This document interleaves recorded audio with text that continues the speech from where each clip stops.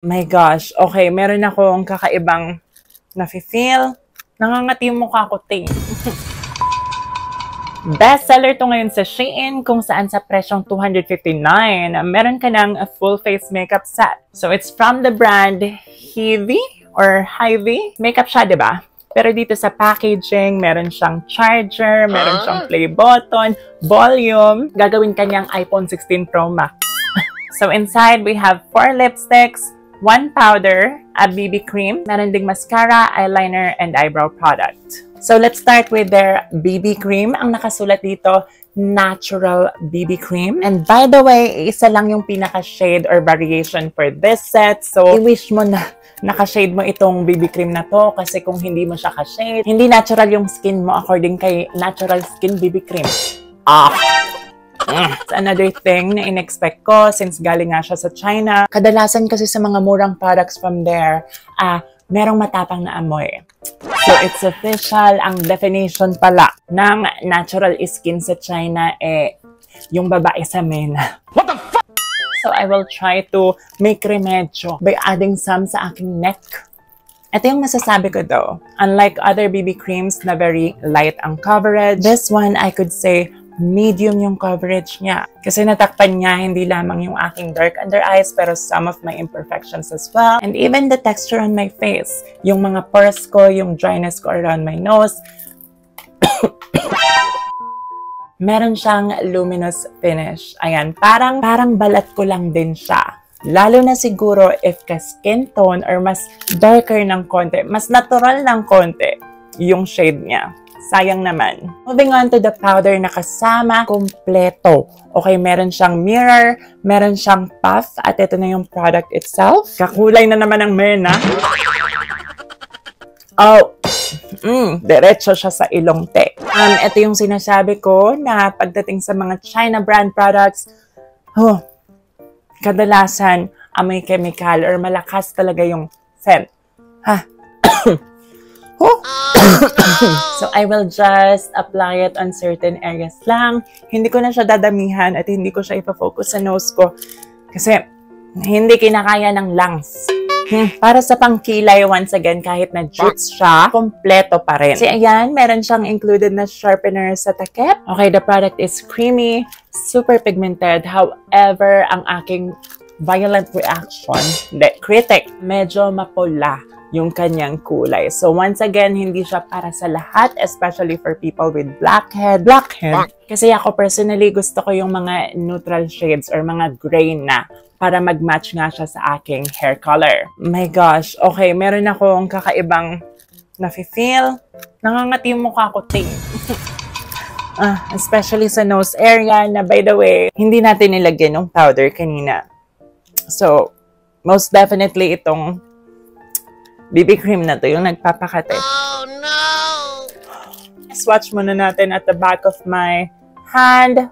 Medyo nagkaroon ako ng pag-asa dito kasi as you can see, super nipes nung kanyang nagawang line. Okay, I'm not gonna lie, this one works. As you can see, nagawa ko naman ng maayos yung aking liner. So far, ito pa lang yung gumagana sa mga na-try natin iba. But speaking of, parang padagdag ng padagdag yung aking mga nararamdaman. Kanina, okay ako. Ngayon, inubo. Tapos, feeling ko nagkaroon ako ng runny nose. At ewan ko kung feeling ko lang or niloloko ko ng utak ko. Pero sumasakit yung ulo ko, te. But the show must go on habang humihinga tayong magpaganda. Sana lang talaga ganda ang maibigay nitong mini mascara na kasama. Okay, alam nyo, effective naman siya, lalong-lalo na sa larangan ng lengthening, pampapahaba. Look at that. Ito may mascara na, ito wala pa. Kapansin-pansin na humaba nga yung hibla ng aking lashes. However, pagdating sa pag-volumize or pagpapakapal, feeling ko kulang siya doon. So parang kapos. Last products for this set, meron tayong 4 na lipsticks. It comes in mini form and yeah, ang tapang na naman ng kanyang amoy. So, suko na ako. Ayokong itest silang lahat sa lips ko. Siguro isa lang, isa-swatch ko na lang at the back of my hand. Alam nyo, upon swatching, masasabi kong itong 4 na shades na to are very effective. Or para silang mga basics na kapag ka meron ka ng mga kulay na to, pwede mong masabi na complete na yung lipstick collection mo. But for me, I think this one is the best shade. Yung pink na medyo may brown undertone. Ayan, o diba, ang lakas niyang maka-Kylie Jenner at ang lakas din ng kanyang amoy. Aside from that, alam nyo, hindi siya forgiving sa aking dry lips. Parang na-emphasize niya hindi lamang yung lines but also yung pamamalat. Na usually naman, kahit nagdadry yung lips ko sa ibang lipsticks, for example, bullet lipsticks ng MAC, na-moisturize at hindi niya yan na-emphasize. Dito, kitang-kita talaga. At lasang-lasa pa. Okay guys, our transformation para maging ganap na babae sa MENA is complete. And my verdict para nga dito sa Hy-Vee or Hy-Vee, kung ano man siya na makeup set na to is, alam niyo, hindi ako natawa. Sobrang sayang kasi ang cute pa naman, ang ganda pa naman ng idea niya. Totally reminds me of, alam niyo, yung mga skincare set. Yung mga rejuvenating set na kompleto na, meron kang toner, may cream, may sunscreen. Pero this one naman is makeup form. Kung tumpak yung mga shades nila, especially sa BB cream, sa powder, at saka kung hindi ganun katapang yung kanilang amoy na hindi nakakakos ng ubo, sipon, sakit ng ulo, at kung ano-ano pa.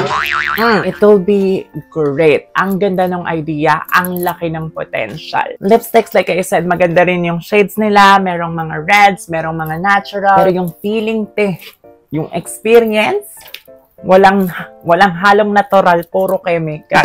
So, there you go. Thank you guys so much for watching. Kung kayo ay naawa sa akin or na-enjoy nyo tong video na to, please do click the thumbs up button and subscribe to my channel About Raf. Follow me also on Instagram, Raf_Wane. About Raf din ako sa TikTok.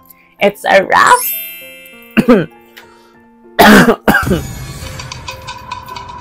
It's a Raf. And I will see you again soon.